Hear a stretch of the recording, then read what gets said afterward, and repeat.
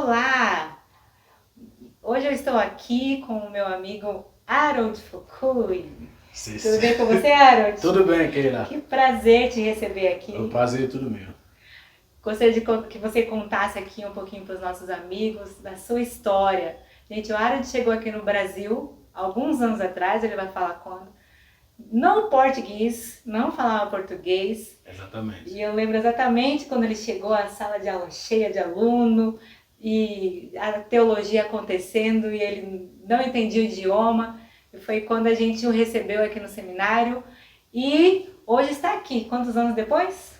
Esse ano vai fazer 17 anos. 17 anos já no Brasil, já está naturalizado, já tem cidadania brasileira. Deus mudou assim radicalmente a história do Harold. Conta pra gente um pouquinho. Então, vou provavelmente agradecer a Keila e agradecer ao Instituto IBTEL por todo o carinho, todo o amor que ele me mostrou na minha chegada aqui no Brasil. Acho que foi em junho, né? Foi em junho, maio, junho de 2005. Cheguei em abril. Em maio, junho a gente foi aqui. Eu comecei acho que a estudar em agosto de 2005. E foi bem recebido, né? Quando eu cheguei, acho que as únicas palavras que eu sabia falar é bom dia, obrigado. Eu lembro que você falava assim, o que é oi? Tipo, eu perguntava, eu tipo aprendi obrigado, bom dia, depois, o que é isso? Para conseguir entender tudo, entendeu? Quando eu cheguei, falava só francês, que é meu primeiro idioma, inglês, que é o segundo idioma de Camarões, e nada de português. E pela graça de Deus, como falei, a IBT me acolheu bem. Eu vi aqui, nosso ministério, a Comunidade Missionária Cristã Internacional, tem a visão de enviar missionários no mundo. E o Senhor tinha enviado, através do nosso ministério, o pastor Donald Ngong aqui como missionário. Em Camarões, ele irá, como posso dizer, meu discipulador. No contexto, hoje você vai falar do meu mentor, no contexto que as pessoas conhecem mais, mas dentro do nosso ministério a gente chama de discipulador, a pessoa que está te ensinando o caminho para ser discípulo de Jesus. Quando ele veio no Brasil, ele me compartilhou a visão que o Brasil é um país que tem uma coisa que está acontecendo. Acho que os muçulmanos estavam tendo um plano de invadir a América Latina, começando com o Brasil. Ele estava enviando acho que 400 missionários aqui no Brasil. Era um muçulmano que vinha aqui, casava com brasileiras e a partir dali difundir o islamismo. Falei que não, tem que ter uma resposta a isso. E isso me levou a falar, vou te seguir. E para conseguir o visto, porque quando você quer ir, você tem que buscar uma estratégia para entrar no país. Quando cheguei no Brasil, bom, para chegar no Brasil, o pastor Donald era meu discipulador, ele é em Camarões, meu mentor, e ele veio aqui. Ele estava, no momento estava planejando vir aqui, ele chegou aqui 2 anos antes de mim. E eu falei, ele estava mentorando, que eu vou seguir ele para apoiar ele aqui na obra no Brasil. E com os muçulmanos estavam vindo aqui, e acho que tinha ouvido uma história de algum brasileiro que foram, acho que num país muçulmano, e se converteram no islamismo para voltar como missionário brasileiro. Algumas histórias assim, entendeu? E a gente falou que vamos no Brasil. Porque no nosso ministério a gente tem a visão de fazer pessoas se tornar discípulos de Jesus, pessoas aceitar Jesus como Senhor e Salvador, se tornar discípulos de Jesus, e seguir Jesus na risca mesmo. Então a sua chegada no Brasil foi com uma visão missionária. Exatamente. Para combater a entrada do islamismo aqui no país. Sim, combater a entrada do islamismo e também devido ao fato que a gente percebeu que tem uma especialidade que está invadindo muitos, tipo, apesar de ter um boom evangélico no Brasil, mas é com muitas especialidades. As pessoas são cristãos de nome, mas não na prática. Sim. Então, a entrada na IBTEL foi para conseguir o visto de estudante. Entrar no Brasil. Sim, para conseguir o visto, porque é o meio mais fácil. Entrei, fui para a IBTEL, eu aprendi bastante, também foi um lugar que me ajudou a me nortear um pouco. Da cultura brasileira, da cultura brasileira, a nortear o que acontece no meio evangélico no Brasil. E ali fiz muitos amigos, como Keila, o Cláudio, o pastor Vicente, e outros irmãos. E fui convidado em muitas igrejas aqui em Suzano, em Poá, na região. Acho que muitos pastores queriam me convidar para conversar, testemunhar, entendeu? E isso foi uma grande oportunidade de divulgar nossa obra, nosso ministério. E o IBTL me ajudou também porque a aprender português. Aquela foi minha professora de português. Não me lembro se foi português 1, português 2, não me lembro se era 2. Mas até aulas particulares nós tivemos, Sim, né? sim, A sim. situação era crítica, gente. Sim, sim. O IBTL me ajudou bastante a aprender português, familiarizar com o Brasil, sobre a realidade da cultura brasileira, sobre a realidade da obra do Brasil. Como que é o nome do ministério? O nome do nosso ministério é Comunidade Missionária Cristã Internacional. Comunidade Missionária Cristã Internacional, que é Christian Missionary Fellowship International. Ok, ele fala um pouco rápido, você fala. Então, Comunidade Missionária Cristã Internacional. E ela tem sede lá no Rio de Janeiro? Não, nossa sede mundial é em Camarões. Ah, em Camarões. A sede mundial do nosso ministério é em Camarões. Aí, no momento a gente tem missionário em mais de 120 países. Na época, quando a gente estava chegando no Brasil, a gente estava em menos de 60 países. De 17 anos, de 15 anos para trás, a gente subiu muito, a gente cresceu. A gente está hoje em mais de 120 países. E, como falei, a visão nossa é... Exatamente, assim, o Brasil é um país cristão, é claro que ele é de origem católica, mas o protestantismo, vamos dizer assim, né, as igrejas evangélicas de um tempo para cá cresceram exponencialmente. Sim. Porém, por que é que, na sua opinião, nós precisamos de missionários internacionais vindo para o Brasil para trabalhar aqui? Qual que é a carência e a deficiência da igreja brasileira? Bom, na minha opinião, a maior carência, a maior deficiência na igreja do Brasil é devido ao movimento neopentecostal da prosperidade, que tem, tipo, poluído o meio evangélico. Por quê? A prosperidade é bíblica. Normalmente, eu já li um livro que fala que a prosperidade, Deus te dá tudo que você precisa para cumprir sua chamada. Então Deus te faz prosperar para você cumprir sua chamada. Eu acredito nessa prosperidade. Eu precisando de todos os recursos que eu tenho para cumprir minha chamada. Por exemplo, Deus me deu o doutorado, Deus me ajudou, apesar das dificuldades, quando cheguei no Brasil. Estando aqui no IBTL, fiz a prova, o vestibular para entrar na USP. Passou na USP. O vestibular, entrei, fiz o mestrado. Depois terminou o mestrado, fiz a prova para, ali no doutorado, para a prova para conseguir a bolsa. Passei, fiz o doutorado. Em Química, né? Em Química. Olha, em gente, química olha orgânica. que lindo. E depois de ter feito o doutorado, como um doutorado que eu tenho, eu tive acesso a ir em congresso internacional, congresso nacional. Eu já falei com o Prêmio Nobel. Entreguei livros ao Prêmio Nobel, livro cristão, porque são pessoas que não é todos os dias que a gente tem a oportunidade de falar com eles. Já conversei com um professor de renome brasileiro que vocês vão ver na televisão, que seja professor da USP, da Unicamp, tem muitos professores, presidente da Sociedade Brasileira de Química, presidente da CNPq, conversei com eles, como a gente está conversando assim. Já teve essa oportunidade pelo diploma que teve e pela minha postura no meio acadêmico, entendeu? Então, a Harold chegou aqui, fez graduação, pós-graduação, doutorado, Sim. Tudo isso aqui no Brasil. Sim, eu só vou lembrar que a graduação que eu fiz aqui foi em teologia, mas eu já tinha feito a graduação química em Camarões, mas a graduação em teologia me ajudou, foi uma ponte de acesso. Mas eu vejo assim como Deus tem prosperado o teu caminho, exatamente, né? Exatamente. Nem coisas que nem nós brasileiros conquistamos, sabia? Bom, eu sei, o problema é que eu tenho oportunidade, entendeu? Eu acho que na vida Deus coloca a oportunidade na vida de cada um.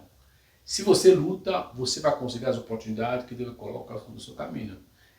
Todo mundo não vai ter o mesmo caminho que eu. Sim.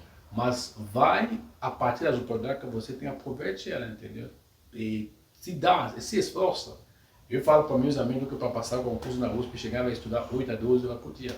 Eu passei 2 meses estudando 8 a 12 horas por dia, a primeira, de segunda a sexta. Que ele vai vir aqui no sábado para a IBTL. E ainda era em português. Em português. Né? Em português. Eu lembro que na época pegava um livro em inglês do lado, o livro em português no dicionário. Ele ia em português quando eu entendia em inglês, depois no dicionário. Eu fazia anotações. Gente, é um exemplo. Foi assim por muitas semanas. A verdade foi a graça dele. E depois de ter estudado, cheguei na prova. O que eu tinha estudado mais caiu na prova. Glória a Deus. Porque tem que ver a parte de Deus. Porque eu acredito que Deus sempre faz a parte, ele deve fazer a nossa parte. Sim. Ele deve fazer a nossa parte. Porque, infelizmente, tem gente que quer que Deus faça um milagre sem ele cooperar. Você sempre vai cooperar no seu milagre. Mas e o Aro de hoje? Você chegou solteiro, no português. Sim. Como é que tá o Aro de hoje? Bom, hoje o Aro está casado, com Olha 2 só que filhos. bênção. Tem um filho que vai ter 5 anos daqui a... Mas ela é brasileira? Não, ela Não é brasileira. Eu tentei me aproximar de alguma brasileira, mas por problema de, acho que cultural, problema de entendimento, a visão do casal entre de onde vem aqui no Brasil É muito diferente. é né? diferente. A mulher brasileira tem um temperamento, um costume que não sei se até alguma dava para dar um jeito. Mas finalmente acabei, voltei. Foi buscar tua amada lá em Camarões. Sim, foi buscar minha amada. Foi uma conferência do nosso ministério ali, encontrei a minha esposa e a gente começou a bater papo online e depois... Aí ela aceitou vir pro Brasil aceitou vir também. pro Brasil também. Porque ela sabia que eu estou no Brasil como missionário para fazer a obra, então ela aceitou, ela veio, está comigo no Rio de Janeiro. Amém. E hoje o teu trabalho consiste em quê? Além do trabalho de química, né, em laboratórios? Bom, hoje tem trabalho na química, particularmente na química medicinal, química orgânica, química medicinal e química computacional, mas meu trabalho é no campo cristão, é na área da missão. O que a gente faz? Por exemplo, estou aqui no IBT, em Suzano, eu visitei IBT, uma missão de 2 dias, porque Deus me colocou no coração, eu volto para Suzano e faço um trabalho de evangelismo e tento implantar uma igreja em Suzano. Não sei como vai acontecer, eu só obedeci a voz que acredito que recebi de Deus. Então eu vim aqui, eu vou começar com o IBT, onde tudo começou aqui, e vou visitar meus amigos, vou compartilhar nossos livros, depois mais tarde vou fazer um trabalho de evangelismo nas ruas, e tem um pastor amigo que eu vou ficar na casa dele. Então a gente tem feito isso, trabalhar, ganhar almas, pregar no evangelho, as pessoas que a gente consegue ganhar, a gente faz, ajudar elas a se tornar discípulos de Jesus, a partir do que a gente aprende da Bíblia.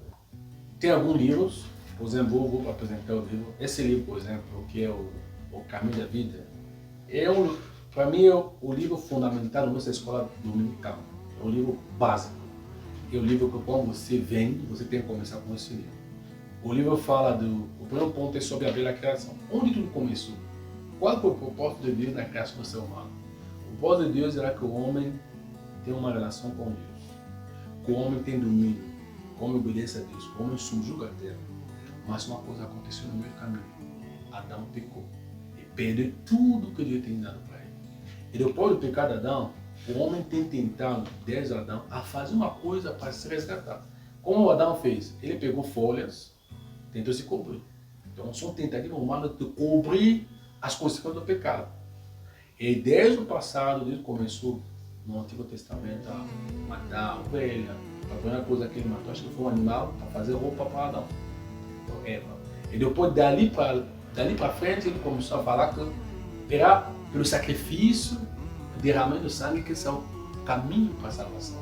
E Deus tinha previsto que ele enviava um filho. Então, depois o livro chega no fato que tem o Jesus que ofereceu sangue e fala dos efeitos, o benefício do sangue de Jesus para o ser humano, para nós, como se aceita Jesus. E depois fala nossa herança em Jesus, que é, por exemplo, a redenção, por exemplo, qual herança ainda a gente tem? A vida eterna que a gente tem, a justificação, são esses exemplos. E depois o livro fala de uma questão que para mim é muito fundamental para uma pessoa se firmar na fé, que a gente chama de terminar por romper com o passado. O que é romper com o passado? Vou explicar. Tem 2 exemplos bíblicos que mostram isso bem. Quando Lázaro saiu do túmulo, o Lázaro, quando Jesus chamou ele teve a vida, mas ele estava amarrado. Os olhos estavam fechados, as mãos atadas, os pés atados. Por quê? Na tradição judaica, quando você enterrava uma pessoa, você amarrava tudo. Então, quando você vem a Jesus, você tem a vida de Deus. Mas você ainda amarrado com o seu passado, que tem a ver com sua cultura e sua própria vida passada. Como você vê, você tem que se desamarrar. E a igreja tem que te ajudar. Jesus não desamarrou, ele falou para os apóstolos desamarrar ele. Ele não se desamarrou. Então, como você vê a Jesus? Você tem que se desfazer dos pecados e da vida antiga. Se separar das amizades erradas, do lugar errado, das coisas erradas que você fazia. Romper com uma relação errada. Se, por exemplo, um homem tinha uma relação imoral com uma mulher, tem que romper. Ou, dependendo da situação, é melhor casar, resolver a situação. Mas tem que colocar sua vida em ordem. Nessa questão de romper com o passado, tem que colocar sua vida em ordem. Porque muita pessoa vem na igreja, mas não coloca a vida deles em ordem. Romper com o passado, outro exemplo, o exemplo de Zaqueu. Quando Jesus entrou na casa de Zaqueu, depois de Zaqueu aceita o convite de Jesus, ele, primeira coisa, ele pegou 50% do dinheiro e pôs para ele. Ele falou que se eu roubar alguém e defraudar alguém, vou devolver quanto ele fez restituição. Quer dizer, ele colocou em ordem a desordem que a vida passada ele cometeu. Isso que é romper com o passado. Colocou em ordem tudo que sua vida passada tem trazido na sua vida. Tem algum trabalho que você tem que parar. Tem pessoas que são prostitutas. Desculpe, tem que parar. Se você vendia num bar, numa porta, tem que parar, buscar outro emprego. Os empregos ou as coisas que vão atrapalhar a sua vida cristã, você tem que parar com isso. E depois o livro termina para falar com a segurança da salvação. Quando você tem feito isso, você tem segurança. Porque normalmente quando uma pessoa se firmou, ele deve ter segurança. Mas se uma pessoa não rompe com o passado, e como ela me perguntou sobre o que é a diferença da igreja do Brasil aqui, o que tenho visto é que muitas pessoas estão na igreja, mas não romperam com o passado. Não se esforçaram a se alicerçar na vida cristã. E para mim isso... O processo de santificação, exatamente, ele não está sendo buscado. Exatamente. As pessoas querem prosperidade financeira. Sim. E acreditam que o reino de Deus se resume em receber prosperidade financeira. Exatamente. Mas não se preocupam em buscar a prosperidade celestial. Exatamente. Né? Espiritual. Exatamente. A primeira coisa é buscar a prosperidade espiritual. Quer dizer, se assegurar que a minha salvação é firme. Se assegurar que todos os laços que vão me impedir de ter um crescimento espiritual saudável sejam totalmente respeitados, totalmente feitos. Me assegurar que os erros do passado são corrigidos, porque você mudou de vida. Como fala lá em 2 Coríntios 5, que se alguém está em Cristo, uma nova criatura. Essa nova criatura deve ser na prática. Sim. Deve ser na prática. Não é só isso numa nova criatura, tem que ser na prática. Se você roubava, não deve roubar, mas você tem que ir e voltar para falar, gente, eu roubei, me perdoa.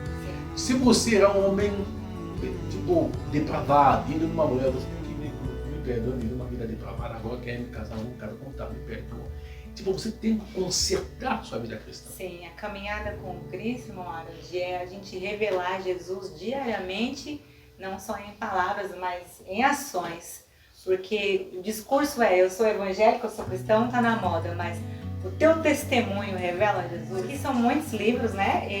O trabalho do irmão Harold de hoje, ele consiste em um trabalho forte nas redes sociais. Vou deixar aqui na legenda a rede social dele, onde ele faz lives e o trabalho consiste em, principalmente, discipular pessoas, né? Exatamente. Um trabalho forte de discipular. Ser discipulado, ajudar as pessoas a conhecer mais de Jesus. Porque o primeiro passo, no meu ver, porque alguém que encontrou a gente na rede já falou que ainda não tem seguro na salvação.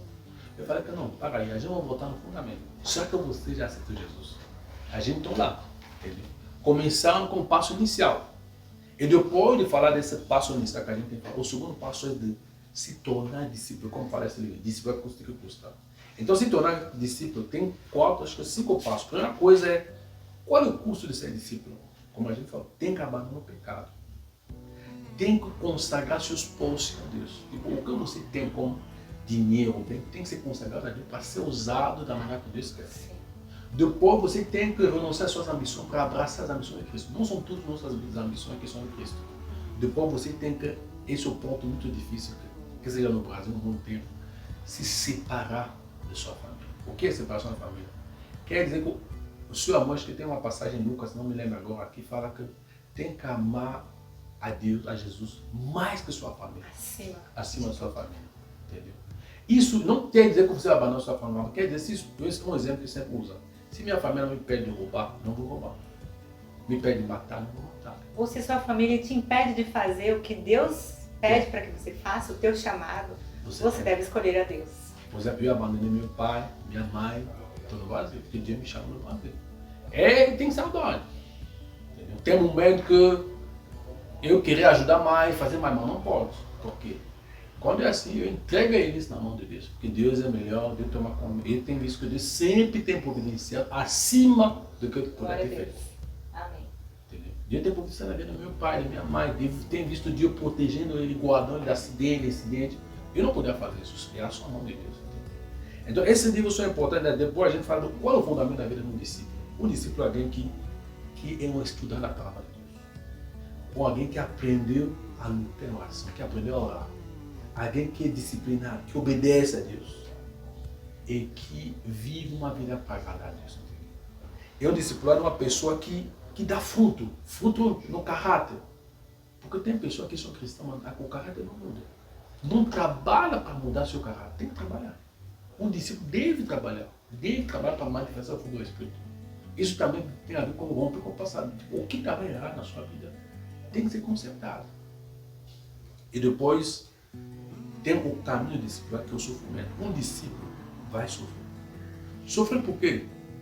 Porque você decidiu seguir Jesus. Você vai ter pessoas que vão zombar, vão rir, vão caçoar, vão fazer. Vai enfrentar conflitos e perseguições. Exatamente. E também outro sofrimento é a aceitação da vontade de Deus. E não tem muitas vezes aceitar a vontade de Deus não é fácil. Mas você tem que aceitar o que Deus quer. É o melhor caminho. Aceitar a vontade de Deus. Mesmo se você não entende, aceita a vontade de Deus.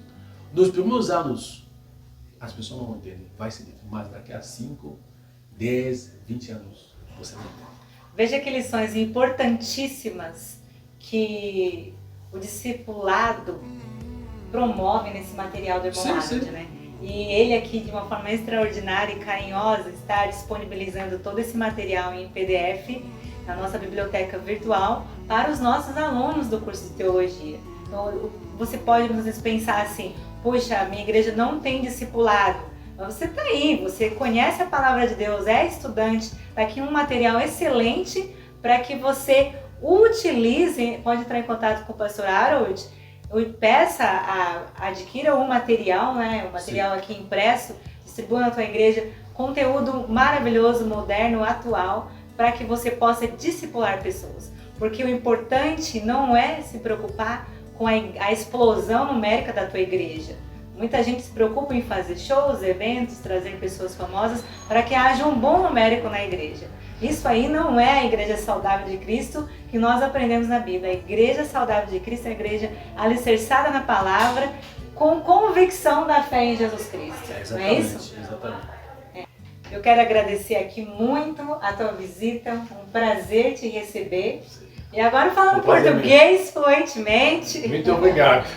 Depois de 17 anos, você, mas se não consegue pelo amor de Deus, né? Então não vai 17 anos no Brasil, não falar bem português. Não. Ainda tem o sotaque, tem alguns erros de gramática. Desculpa os erros de gramática, mas a gente se esforça a poder comunicar o que a gente quer.